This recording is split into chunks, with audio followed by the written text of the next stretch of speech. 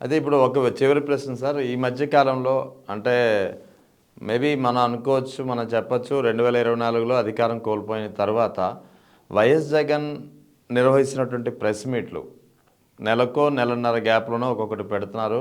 దాదాపు 2-2.5 గంటలు. ఏది పక్కా ఆధారాలతోటి మొత్తం లెక్కలన్నీ తీసి మరీ ఏదో స్టడీకి వెళ్ళినటువంటి ఒక స్టూడెంట్ లాగా ప్రిపేర్ అయ్యి మరీ మొత్తం గణాంకాలు బయట పెట్టే ప్రయత్నం చేస్తూ ఆ అధికార పార్టీని పూర్తిగా డిఫెన్స్లో పెట్టే ప్రయత్నం చేస్తున్నారు. ఈ వైఖరి గతంలో లేదు వైఎస్ జగన్లో. ఈ మధ్యకాలంలో మనం చూస్తున్నాం. అంటే జగన్మోహన్ రెడ్డి గారు మీరు అన్నట్టు స్టూడెంట్ కమ్ మొండిఘట్టం. యా, జగన్మోహన్ రెడ్డి గారు ఆయనకి నచ్చిన సినిమా ఏందని అడిగితే పోకిరి అన్నట. అంటే మహేష్ బాబు గారు ఒక ఇంటర్వ్యూలో చెప్పాడు, పోకిరి సినిమా చూసి నన్ను అభినందించాడు జగన్ అని. ఎందుకంటే పోకిరి సినిమాలో ఆయన చూసుకున్నాడు జగన్ గడ. ఎందుకంటే నిజానికి పోకిరి సినిమాల సందేశం ఏంది, బుల్లెట్ ఎప్పుడు వచ్చాం కదా, బుల్లెట్ దిగిందా లేదా అని. అవును, ఎప్పుడు నేను ఎవరి మాట నేను అనుకుని నేను చేస్తా అంటే ఒక మొండితనం. ఆ సినిమా సూపర్ హిట్ అయింది, దాంట్లో స్టోరీ చాలా తక్కువ ఉన్నా కూడా. జగన్మోహన్ రెడ్డి గారు మొదటి నుంచి అంతే. జగన్మోహన్ రెడ్డి గారి కొన్ని కోణాలు జనానికి కనపడ్డాయి, కొన్ని కోణాలు కనపలేదు. ఇప్పుడు కనిపించలేదు. జగన్మోహన్ గారు ఇది కాదు, ప్రెస్ మీట్లు కానీ ఏదైనా సరే ముఖ్యమంత్రిగా ఉన్నప్పుడు కూడా మొదటి 2 రోజులు పరీక్షకి, 10th క్లాస్ పరీక్షకి, ఇంటర్మీడియట్ పరీక్షకి, పబ్లిక్ పరీక్షకి ప్రిపేర్ అవుతాడు చూడు విద్యార్థి, అంత ప్రిపేర్ అవుతుంటాడు. ఇప్పుడు ఆయన చెప్పిన ఉపన్యాసాలు ఉంటే ఇది తెలిసిందే కదా, మనం చెప్పేవచ్చు కదా అని మనం అనుకుంటాం. కానీ దీనికోసం గత 2 రోజులుగా ప్రిపేర్ అవుతూనే ఉన్నట. నేను వేరే విషయం మీద ఏరే వాళ్ళతో మాట్లాడితే అంటే చిన్న విషయానైనా తనకు తాను నమ్మకం వచ్చేందుకు ప్రిపేర్ అవుతుంది. ఇది మొదటి నుంచి జగన్ గారికి ఉన్న లక్షణం. సమస్యలైన ప్రజెంట్ చేసుకోలేదు. ప్రజెంట్ అయినంత వన్ సైడే బటన్ నొక్కినాడు, అప్పు తీసుకొచ్చినాడు, ఇది ప్రచారం అయిపోయింది. వాళ్ళు బాగా చేశారు దాన్ని, ఎవరు మాట అయినాడు, ఇట్లాంటివి చేశారు. ఇవన్నీ నిజాలు కావచ్చు. దానికి మించి ఆయన ఏదైనా సరే చాలా ప్రిపేర్డ్ గా ఉంటాడు, చదువుతాడు, నాలెడ్జబుల్ గా వ్యవహరిస్తాడు అనే దాంట్లో ఉంది. బట్ ఇప్పుడు ఎస్టాబ్లిష్ ఎందుకు అవుతుందంటే కనపడుతున్నాడు. ఇంతకుముందు ఆయన కనిపించే ప్రయత్నం చేయలేదు, ఇప్పుడు చేస్తున్నాడు. కాబట్టి పాత జగనే కొత్తగా ఎందుకు కనపడుతున్నాడు అంటే, కొత్తగా ఆయన పాత తనలోనంట అంతర్ముఖాన్ని ప్రపంచానికి చూపిస్తున్నాడు. అంతకుమించి లోపలికి హైడ్ చేసుకున్నారు, ఇప్పుడు బయటకి తీసుకొస్తున్నారు.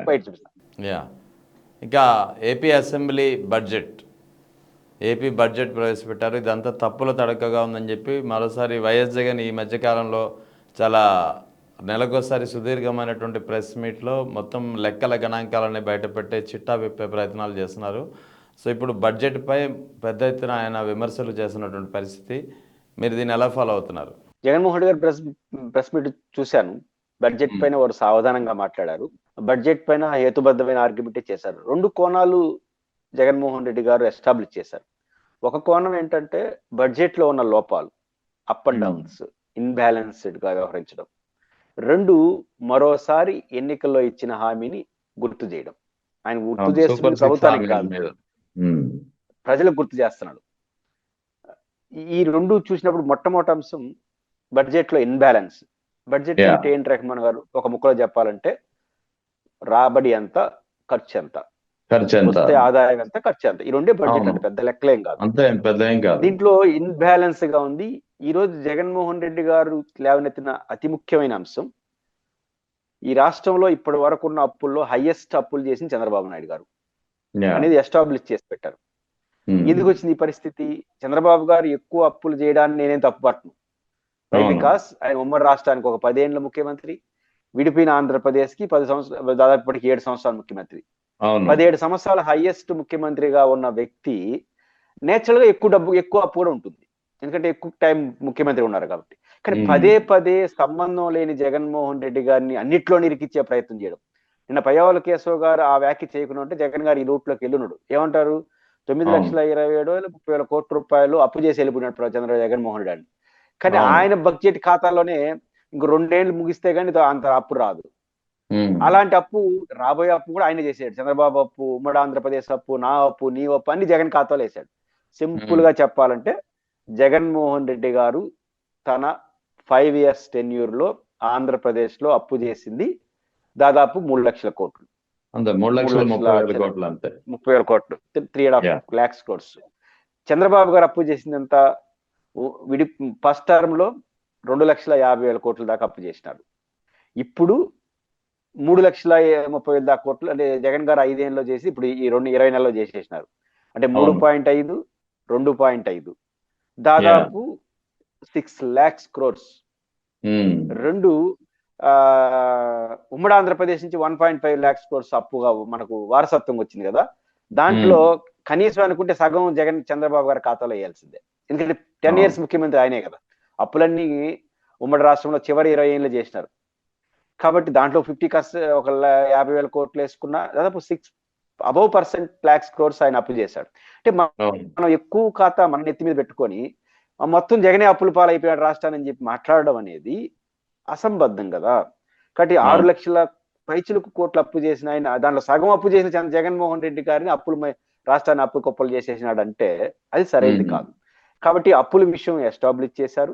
అన్నిటికన్నా మించి చంద్రబాబు నాయుడు గారికి ఉన్న గొప్ప పాజిటివ్ లుక్ ఏంటంటే సొసైటీలో ఆయనతో రాజకీయంగా విభేదించేవారు కూడా కన్స్ట్రక్టివ్ గా ఉంటారు.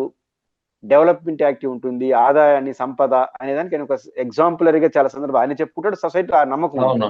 కొంతమంది ఒక రకంగా భావిస్తారు. జగన్మోహన్ రెడ్డి గారు అప్పులు కుప్పలు చేసి పప్పులు బెల్లాలు అమ్మేస్తాడు. ఆయనకి నిర్మాణం పెద్ద తెలియదు, ఆదాయాన్ని పైన శ్రద్ధ పెట్టడు, అప్పులు చేసి ఏదో చేసేయడం చెడ్డ ఒక పేరు తెచ్చిపెట్టారు. కొంత ప్రజలు నమ్మారు కూడా. ఉమ్. సీన్ చూస్తే ఆయన ఒక కీలకమైన లెక్క చెప్పాడు. ఇప్పుడు కూటమి ప్రభుత్వం వచ్చిన తర్వాత 2 ఏళ్ళు అయింది. మూడో ఉమ్. బడ్జెట్ ఇది.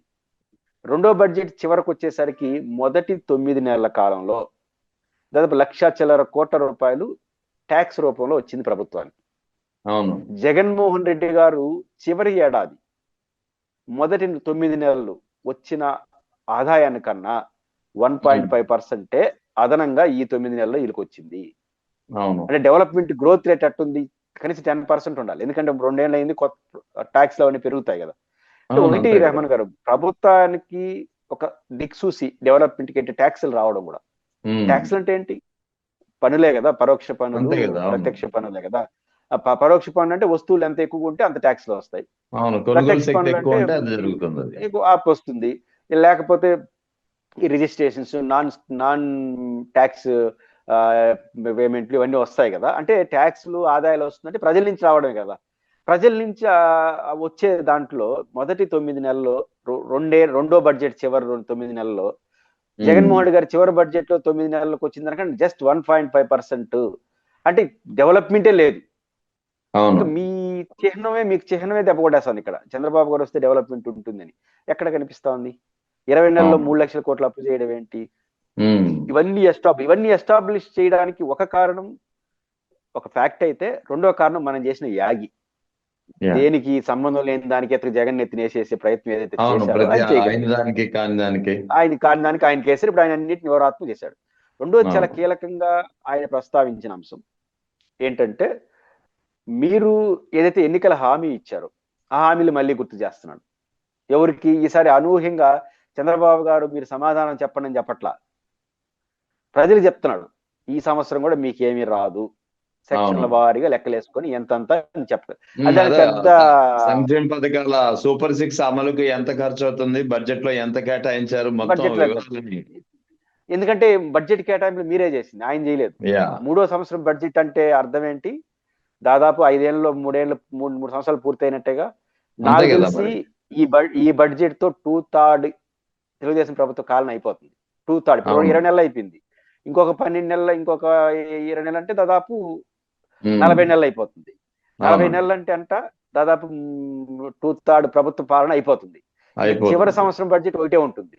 ఇక్కడ మూడో అవును. సంవత్సరం బడ్జెటే కీలకం. మూడో సంవత్సరం బడ్జెట్ లోనే లేదంటే ముఖ్యంగా ఆడబిడ్డ నిధి, అదేవిధంగా ఉమ్. నిరుద్యోగ భృతి, ఇవేమి అవును. ఎవరు మీకు ఇంకా అని తేల్చారు. అది ఆయన కూడా ఎప్పుడో తేల్చేసినాడు. చంద్రబాబు గారు అవును. ఎప్పుడో తేల్చి ఇప్పుడు బడ్జెట్ కనపడిపోయినారు. So yes. జగన్మోహన్ రెడ్డి గారి బడ్జెట్ నిస్సందేహంగా చాలా క్లారిటీగా తన పైన వచ్చిన నిందల్ని దాన్ని తొలగించుకుంటూ, ప్రభుత్వాన్ని సూటిగా ప్రశ్నిస్తూ, ప్రభుత్వాన్ని బోన్లో పెట్టే ప్రయత్నం, అసెంబ్లీకి పోకుండా. అది ఉమ్. తమాషా. అసెంబ్లీకి పోకుండా ఉండడం పెద్ద విమర్శ.